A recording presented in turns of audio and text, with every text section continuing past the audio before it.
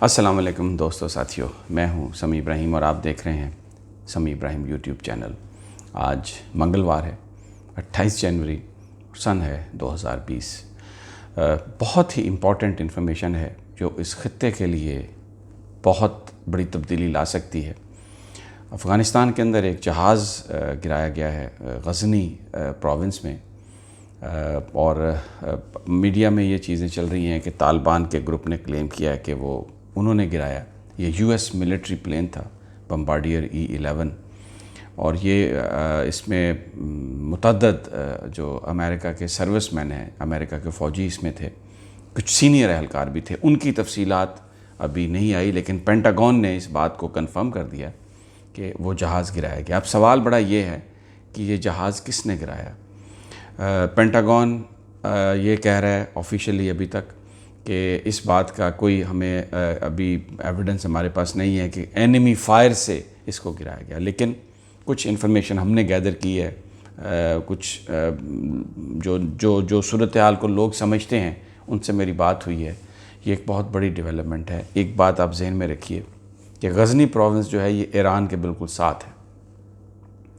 ایران کے ساتھ بارڈر ملتا ہے غزنی کا، اور یہ امریکی پلین، اور آپ سب کو پتہ ہے کہ اس وقت جو سچویشن ہے افغانستان، ایران اور امریکہ کی ٹینشن کی، اس سے پہلے امریکی بیسز پر ایران حملہ کر چکا ہے عراق میں، اور اس میں 34 جو یو ایس سروس مین تھے وہ بری طرح زخمی ہوئے۔ اب یہ پلین گرا، امریکنز ابھی تک خاموش ہیں کہ کس نے گرایا، ایرانینز خاموش ہیں۔ ایک اطلاع چل رہی ہے کہ طالبان کے ایک گروپ نے کہا ہے کہ ہم نے اس کو گرایا ہے، اور یہ اینیمی، یہ اس میں CIA کے اور بہت سارے دوسرے لوگ تھے، لیکن بہت سارے لوگ اس کو خارج از امکان قرار نہیں دے رہے کہ یہ ایرانین بارڈر کے نزدیک ہے، تو کوئی اس میں کوئی ایسا گروپ جو ایسی ملیشیا جو ایران کو سپورٹ کرتی ہے، جو جنرل سلیمانی کے قتل کا بدلہ لینے کے لیے، کیونکہ ایران نے یہ اعلان کیا تھا کہ امریکہ کے تمام جو ایسٹس ہیں وہ ان کے نشانے پر ہوں گے، کہیں یہ اس کا شاخصانہ تو نہیں ہے، کہیں یہ اس کا نتیجہ تو نہیں ہے، کہیں وہ کوئی ملیشیا تو اس میں انوالو نہیں ہے۔ میں اپنی آج اس ویڈیو میں اس پر میں آپ سے بات کروں گا۔ یہ بہت بڑی ایک ڈیولپمنٹ ہے اس خطے کے لیے۔ اور پھر اس کے علاوہ افغان صدر کا بھی بیان ہے جو انہوں نے پاکستان کی صورتحال کے حوالے سے دیے ہیں۔ منظور پشتین کی گرفتاری پر انہوں نے حمایت کا اعلان کیا، منظور پشتین کی، اور دوسرا انڈین فورسز کو یہ کہا ہے کہ وہ افغانستان یہ کہہ رہا ہے کہ وہ انڈیا میں ڈپلائی ہو جائیں، یعنی امریکہ سے کہا جا رہا ہے کہ وہ اپنی فوج نکالے، یہ فورن آکوپیشن ہے، لیکن انڈیا سے یہ کہا جا رہا ہے کہ وہ اپنی فوج ادھر آ کے لگا لیں افغانستان کے اندر۔ بڑی ایک ایمرجنگ سچویشن ہے یہ، اس پر میں آج بات کروں گا۔ پھر تھوڑا پرائم منسٹر کا جو کراچی کا دورہ ہے اس پر بھی ہم بات کر لیں گے۔ آج سپریم کورٹ آف پاکستان نے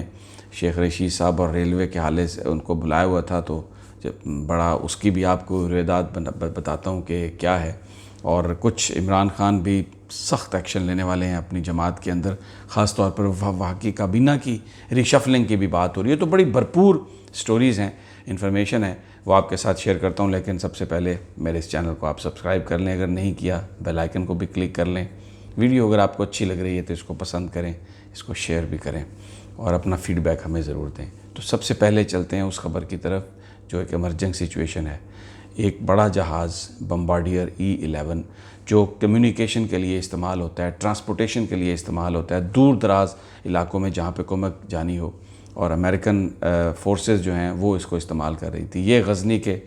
قریب اس کو گرایا گیا، اور یہ کنفرم کر دیا گیا کہ یہ فائر سے گرا ہے، کیونکہ 8-10 گھنٹے پہلے جو پینٹاگون کے جو بیانات آئے تھے اس میں یہی تھا کہ جی یہ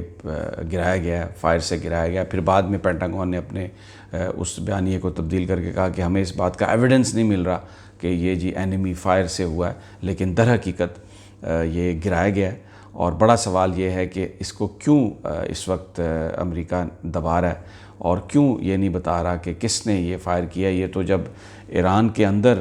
یوکرین کا جہاز گرا تھا تو 2 گھنٹے کے بعد انہوں نے کہا کہ ہمارے سیٹلائٹ پہ یہ تصویریں آ گئی ہیں اور یہ ایرانین میزائل سے گرا ہے، اور وہ سچ بھی ہوئی، بعد میں ایرانین نے اس کو تسلیم بھی کیا۔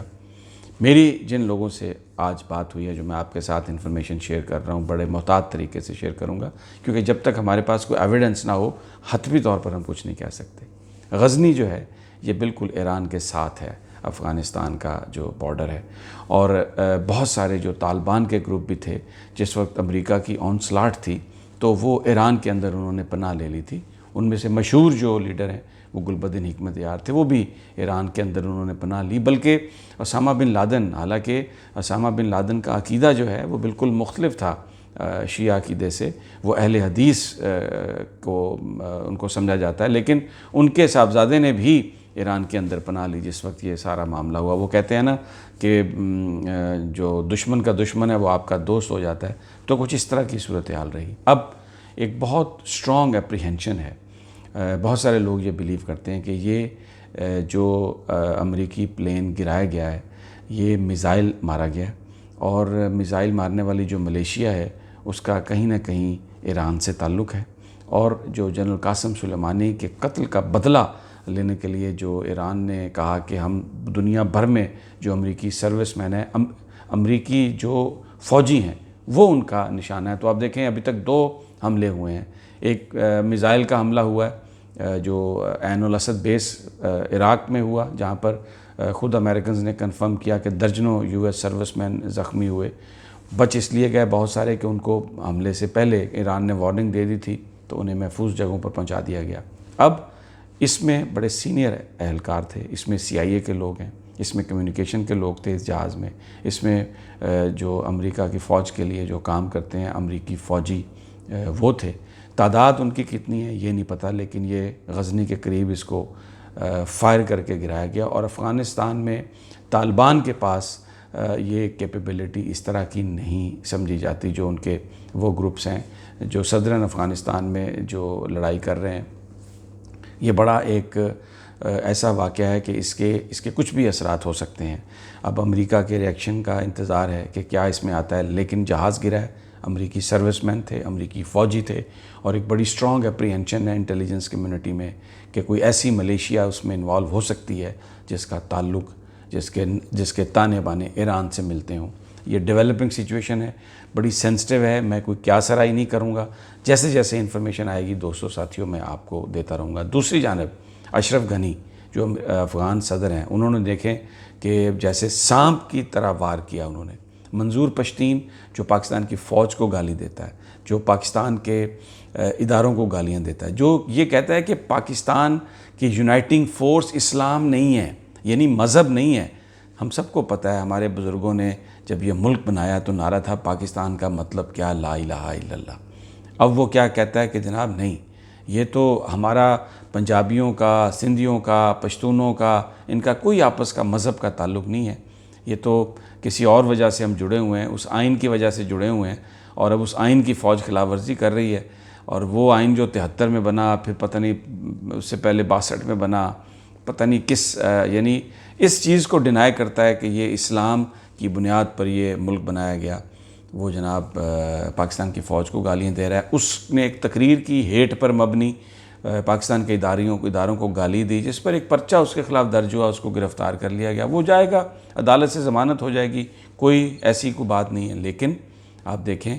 کہ اشرف غنی صاحب منظور پشتین کے حمایت میں بیان داغ دیا کہ اس کو چھوڑنا چاہیے، وہ آزادی کا چیمپئن ہے، وہ ہیومن رائٹس کا چیمپئن ہے۔ بھئی تمہارے اپنے ملک میں کیا ہو رہا ہے؟ افغانستان کے اندر اشرف غنی تم کیا کر رہے ہو؟ پاکستانی ڈپلومیٹس پر حملہ کر رہے ہو، پاکستانی کاروبار نہیں چلنے دیتے، اور پھر نہ صرف یہ، اب یہ کہہ رہے ہیں افغانستان والے بھارت سے کہ آپ اپنی فوج یہاں پر ڈپلائی کریں افغانستان میں۔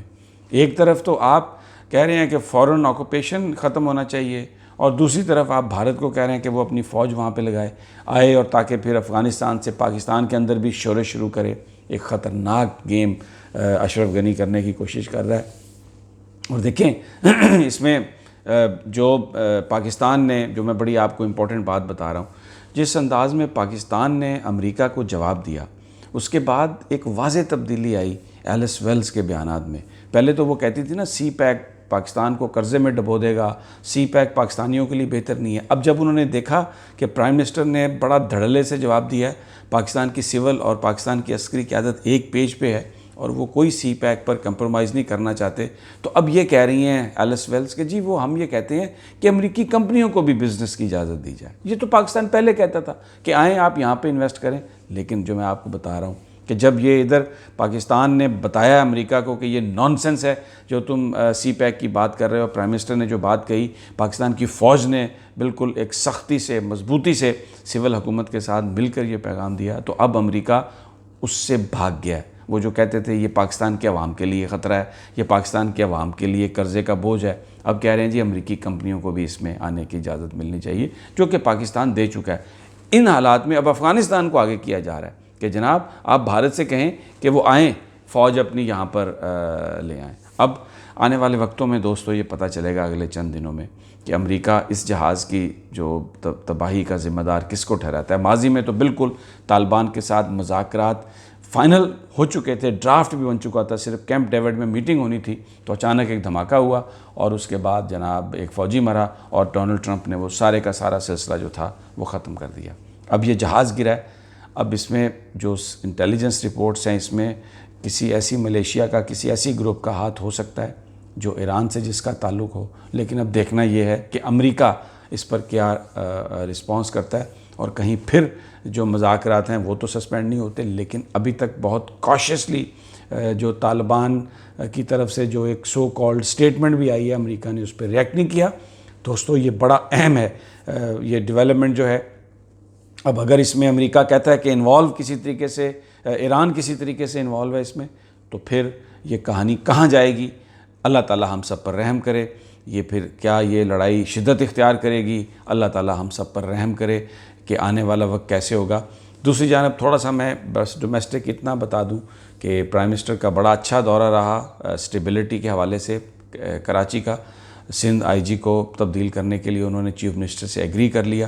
اور دوسری جانب پیر پگاڑا سے ملاقات ہوئی اپنے الائز کے ساتھ جو ان کے معاملات خراب تھے، بہت اچھا کیا۔ حالانکہ اس سے پہلے گورنر سندھ نے ایک بڑی عجیب سی سٹیٹمنٹ دی تھی کہ اگر وہ پیر پگاڑا اسلام آباد آئیں تو میں ملاقات کرا دوں گا، جس پر پیر صاحب نے کہا تھا ان کے ساتھیوں نے کہ ان کو کوئی اتنا شوق نہیں ہے۔ بہت اچھا کیا عمران نے، الائز سے ملاقات کر رہے ہیں، پیر پگاڑا سے خود ملاقات کی، انہیں چاہیے چودھری پرویز الہی صاحب سے بھی خود ملیں، چودھری شجاعت سے بھی خود ملیں، بلوچستان عوامی پارٹی کے جو قائد ہیں ان سے بھی خود ملیں، اور مینگل گروپ کے جو اختر مینگل ہیں ان سے بھی خود مل کے ان سارے معاملات کو لے کے آگے چلیں، کیونکہ لوگ اسٹیبلٹی چاہتے ہیں، معاملات کا حل چاہتے ہیں، مہنگائی کا خاتمہ چاہتے ہیں، اپنی جابس چاہتے ہیں، اور سب سے بڑھ کے عمران خان کی ذات پر پاکستان کو اعتماد ہے، پاکستان کے لوگوں کو اعتماد ہے۔ اور یہ جو پولیٹیکل جو بلیک میلنگ کا وہ جو گورنمنٹ شکار ہو رہی ہے، لوگ یہ سمجھتے ہیں کہ اگر عوامی معاملات پر فوکس کیا جائے تو عمران خان بھی ان مشکلات سے نکل جائیں گے۔ اگلی ویڈیو تک دوستوں ساتھیوں مجھے اجازت دیں، تب تک اپنا اور اپنے ساتھیوں کا خیال رکھیے۔ اللہ نگہبان۔